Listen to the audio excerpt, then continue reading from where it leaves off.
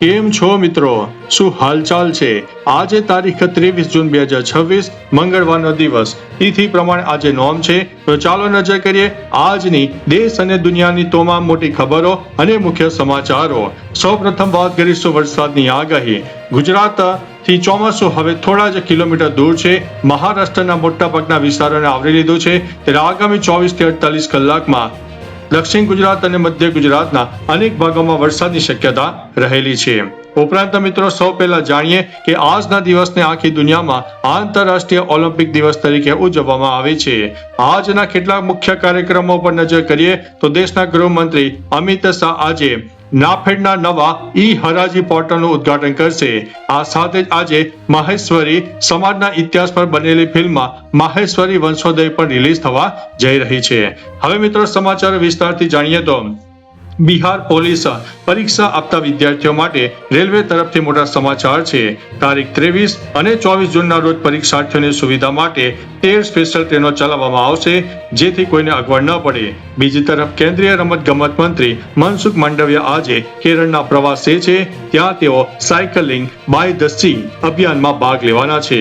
ત્યારે મિત્રો આગળ વધીશું અને સમાચાર ઉપર નજર નાખીએ તો હાઈવે પર મુસાફરી કરનારાઓ માટે ખુશ ખબર છે કે રાષ્ટ્રીય રાજમાર્ગ 44 પર આજથી multi lane free flow system active થઈ રહી છે, જેનાથી વાહનોને હવે ટોલ પ્લાઝા પર ઊભા રહેવું નહીં પડે અને બેરિયર મુક્ત મુસાફરી કરી શકાશે. સ્પોર્ટ્સની વાત કરીએ તો આજે લંડનમાં ભારત અને પાકિસ્તાન વચ્ચે હોકી પ્રો લીગનો મહામુકાબલો સાંજે 7 વાગે યોજાવાનો છે. હવે મિત્રો આગળ વધીશું અને રોકાણકારો માટે મહત્વના સમાચાર છે.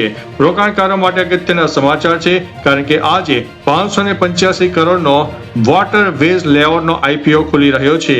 બિહારમાં આજથી 60 લાખ ખેડૂતો માટે કૃષિ મહાઅભિયાન પણ શરૂ થઈ રહ્યું છે, જેમાં સરકાર કિસાન ક્રેડિટ કાર્ડ યોજના હેઠળ આશરે 15 લાખ કરોડનું કૃષિ ધિરાણ વિતરણ કરવાના છે. આ ઉપરાંત ઉત્તર પ્રદેશના મુખ્યમંત્રી યોગી આદિત્યનાથ આજે હાથરસમાં જનસભાને સંબોધન કરવાના છે. આગળ વધીએ અને રમતગમતના સમાચારની વાત કરીએ તો રમતગમતથી લઈને કલા જગતના 65 દિગ્ગજોનું આજે રાષ્ટ્રપતિ ભવનમાં વિશેષ સન્માનનું આયોજન છે. રાષ્ટ્રપતિ દ્રૌપદી મુર્મુના હસ્તે પ્રતિભાઓને પદ્મ વિભૂષણ, પદ્મભૂષણ અને પદ્મશ્રી એવોર્ડ એનાયત કરવામાં આવશે. હવે આગળ વધીએ અને હવામાન વિભાગની આગાહીની વાત કરીએ તો હવામાન વિભાગે આગામી 9 કલાકમાં દેશના 15 રાજ્યોમાં ભારે વરસાદ અને વાવાઝોડાનું એલર્ટ જારી કર્યું છે.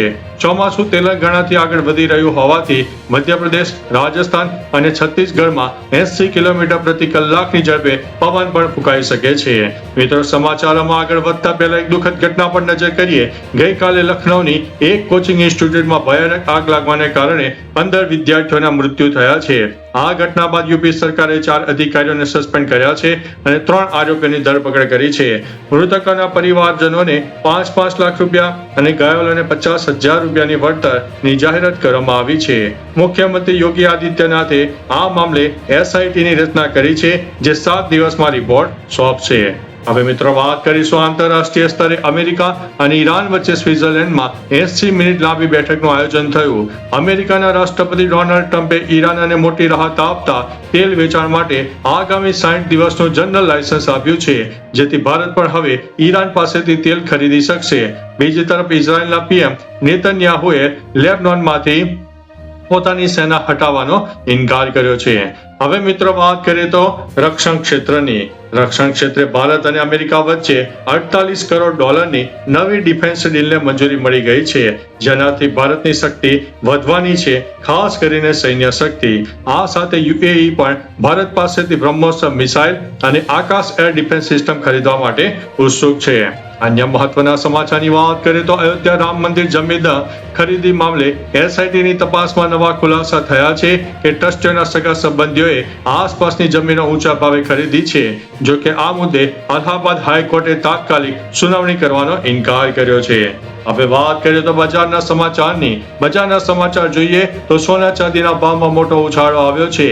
ચાંદી પ્રતિ કિલો 2,38,000 અને 24 કેરેટ સોનું પ્રતિ 10 ગ્રામ 1,47,000ના ઐતિહાસિક સ્તરે પહોંચી ગયું છે.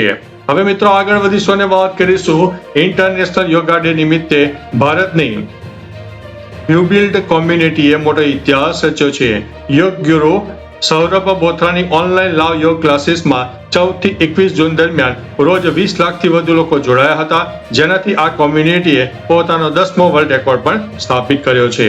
અન્ય મહત્વના સમાચારની વાત કરીએ તો ગોડઝિલા અલ નીનોની અસરના કારણે નાસાએ તસવીરો જારી કરી છે. આ વર્ષે ભારતમાં ચોમાસું નબળું પડી શકે છે અને અકાળ કે દુષ્કાળનો ખતરો પણ વધી રહ્યો છે. આ જ કારણે સરકારે આગામી 3 સિઝન માટે ખાંડની નિકાસ ઉપર સંપૂર્ણ પ્રતિબંધ લગાવી દીધો છે, જેથી સ્થાનિક બજારમાં અછત ન સર્જાય. પંજાબ, રાજસ્થાન સહિત 9 રાજ્યોમાં જળાશય ઝડપથી ખાલી પણ થઈ રહ્યા છે. અન્ય મહત્વના સમાચારની વાત કરીએ તો સોશિયલ મીડિયા પર ચાલી રહેલી અફવાઓ વચ્ચે સરકારે સ્પષ્ટ કર્યું છે કે 30 જૂન પછી દેશમાં કોઈ પણ એલપીજી કનેક્શન બંધ કરવામાં આવશે નહીં. તમામ ગ્રાહકોનો પુરવઠો પહેલાની જેમ ચાલુ રહેવાનો છે. આગળ વધીશું અને વાત કરીશું ટેકનોલોજીની દુનિયામાંથી.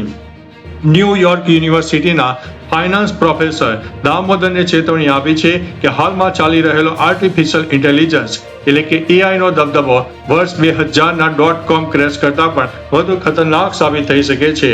જો આ બબલ ક્રેશ થશે તો આખી આઈટી ઇન્ડસ્ટ્રીને મોટું નુકસાન પણ થઈ શકે છે. અન્ય મહત્વના સમાચારની વાત કરીએ તો સુરક્ષાના કારણોસર લાંબા સમયથી બંધ કરાયેલા કૈલાસ પર્વત દર્શનના ઓલ્ડ લીપુ લેખ રૂટ પરથી શિવ ભક્તો માટે ફરીથી શરૂ કરવા માટે વહીવટી તંત્ર, સેના અને આઈટીબીપી સાથે મળીને નવી એસઓપી પર તૈયાર કરી રહ્યું છે. હવે મિત્રો આગળ વધીએ અને રાજકારણના સમાચાર ઉપર નજર નાખીએ તો પશ્ચિમ બંગાળમાં તૃણમૂલ કોંગ્રેસના બાગી જૂથ દ્વારા મુખ્યમંત્રી મમતા બેનર્જીને પક્ષના અધ્યક્ષ પદ ઉપરથી હટાવીને અરૂપ રોયને કમાન સોંપવામાં આવી છે. મહારાષ્ટ્રમાં પણ ઉદ્ધવ ઠાકોરની શિવસેનાના 9માંથી 6 સાંસદો એકનાથ શિંદે જૂથમાં સામેલ થઈ ગયા છે. કર્ણાટકમાં કોંગ્રેસ અધ્યક્ષ મલ્લિકાર્જુન ખડગે કાર્યકર્તાઓ પર નારાજ થયા છે. અન્ય મહત્વના સમાચારની વાત કરીએ તો પશ્ચિમ બંગાળની નવી સરકારે પોતાનું બજેટ રજૂ કર્યું છે, જેમાં 1 લાખ નવી નોકરીઓ, મહિલાઓને 33% અનામત અને બસોમાં ફ્રી મુસાફરી તેમજ બેરોજગાર યુવાનોને દર મહિને 3000 રૂપિયા ભથ્થું આપવાની મોટી જાહેરાત કરી છે. સરકારી કર્મચારીઓનું મોંઘવારી ભથ્થું પણ 18%થી વધારીને 38% કરવામાં આવ્યું છે. મિત્રો આગળ વધી અને વાત કરીશું હરિયાણાની. હરિયાણામાં જિલ્લા જજોના પ્રમોશન અને પગારનું નવું ફોર્મ્યુલા લાગુ કરવામાં આવ્યું છે.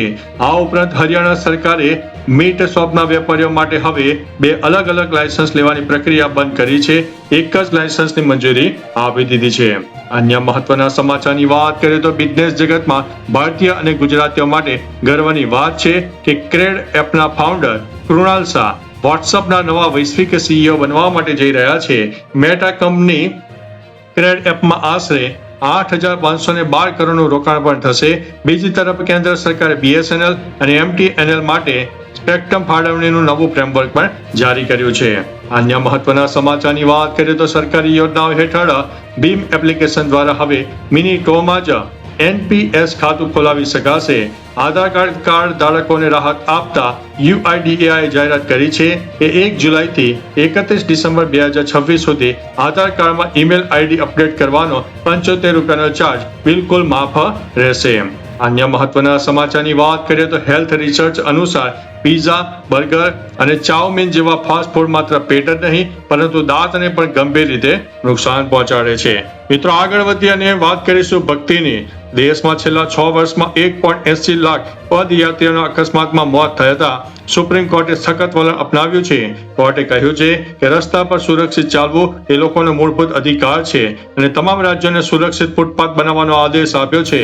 તામિલનાડુ આ લિસ્ટમાં સૌથી આગળ છે. બિહારમાં 27 જૂનથી નવી અમૃત ભારત એક્સપ્રેસ ટ્રેન પણ દોડવાની છે. હવે મિત્રો આગળ વાત કરીશું અને હવામાન વિભાગની મોટી આગાહી. ચોમાસું 15 દિવસ અટક્યા પછી હવે આગળ વધી રહ્યું છે. રાજસ્થાનના 17 જિલ્લામાં ભારે વરસાદ અને કરા પડવાનું એલર્ટ છે. મધ્યપ્રદેશના ભોપાલ અને ઉજ્જૈન સહિત 15 જિલ્લામાં વાવાઝોડાની ચેતવણી આપવામાં આવી છે. ઉત્તર પ્રદેશના બોર્ડર ઉપર પણ ચોમાસું આવી પહોંચ્યું છે અને બિહારના સુપલમાં પૂરનો ખતરો વધ્યો છે. પંજાબના 12 જિલ્લામાં અને ઉત્તરાખંડના 8 જિલ્લામાં યલો એલર્ટ આપવામાં આવ્યું છે. હવે મિત્રો આગળ વધીશું અને વાત કરીશું શેર બજારની. શેર બજારના સમાચાર જોઈએ તો ગઈકાલે માર્કેટમાં ભારે તેજી રહી હતી. સેન્સેક્સ અનેક પોઈન્ટ વધીને 77,954 પર અને નિફ્ટી 89 પોઈન્ટ વધીને બંધ રહ્યો છે. બીજી તરફ રિલાયન્સ જીઓ નો આઈપીઓ આવવાની તૈયારીઓ ચાલી રહી છે, જેની વેલ્યુએશન 1 લાખ કરોડથી વધુ આંકવામાં આવી છે. ખાદ્ય સુરક્ષા સંસ્થા FSSAI એ દેશની 14 મોટી બ્રાન્ડને ભ્રામક જાહેરાતો બદલ નોટિસ ફટકારી છે અને દંડ પણ કર્યો છે. અન્ય મહત્વના સમાચારની વાત કરીએ તો એર ઇન્ડિયાના મુસાફરો માટે ખુશખબર છે કે હવે booking.com સાથે ભાગીદારી હેઠળ એક જ પ્લેટફોર્મ પર ફ્લાઇટ અને હોટલ બંને બુક કરી શકાશે. પેન્શનરો માટે PFRDA પેન્શન સહાયક નામનો નવો AI ચેટબોટ લોન્ચ કર્યો છે, જે 22 ભાષાઓમાં કામ કરશે. એમેઝોન પ્રાઇમ ડે સેલ આગામી 4 થી 6 જુલાઈ દરમિયાન યોજાવાનો છે. હવે મિત્રો આગળ વધીશું અને વાત કરીશું આંતરરાષ્ટ્રીય અકસ્માતની. કતારના સૌથી મોટા ગેસ પ્લાન્ટ રાસ લાફાનમાં થયેલા ભયાનક ધડાકામાં 12 ભારતીયો સહિત કુલ 13 લોકોના મોત નીપજ્યા છે. મધ્યપ્રદેશના છિંદવાડામાં ટ્રક અને પિકઅપ વચ્ચેના અકસ્માતમાં 6 મજૂરોના મૃત્યુ થયા છે. અન્ય મહત્વના સમાચારની વાત કરીએ તો શિક્ષણ જગતની બિહારના લખીસરાયમાં નીટની ફરીથી લેવાયેલી પરીક્ષામાં ઉમેદવારોની જગ્યાએ પરીક્ષા આપવા બેસેલા પેપર સોલ્વર ગેંગના 12 મેડિકલ વિદ્યાર્થીઓ સહિત કુલ 30 લોકોની ધરપકડ કરવામાં આવી છે અને આ સોદો 40 લાખ રૂપિયામાં થયો હતો. અન્ય મહત્વના સમાચારની વાત કરીએ તો ઉત્તર પ્રદેશ સરકારે નવી હોમ સ્ટે પોલિસીને મંજૂરી આપી છે, જેના હેઠળ હવે ટુરિઝમને પ્રોત્સાહન આપવા માટે 8 રૂમ સુધીનું રજીસ્ટ્રેશન કરાવી શકાશે. મોર્ગન સ્ટેનલીના રિપોર્ટ અનુસાર આગામી 5 વર્ષમાં ભારતીય બજાર ખૂબ જ ઝડપથી આગળ વધશે. મહારાષ્ટ્ર વિધાનસભામાં સુરક્ષા માટે હવે ફેસ રેકગ્નિશન સિસ્ટમ લાગુ કરવામાં આવી છે. અન્ય મહત્વના સમાચારની વાત કરીએ તો રાશિફળની. આજનું રાશિફળ અને એક પ્રશ્ન પૂછવામાં આવ્યો કે કયા વિટામિનની ઉણપથી રતાળ ઝાડાપણું થાય છે. સાચો જવાબ આપનાર વિજેતાઓને અમારા ચેનલ તરફથી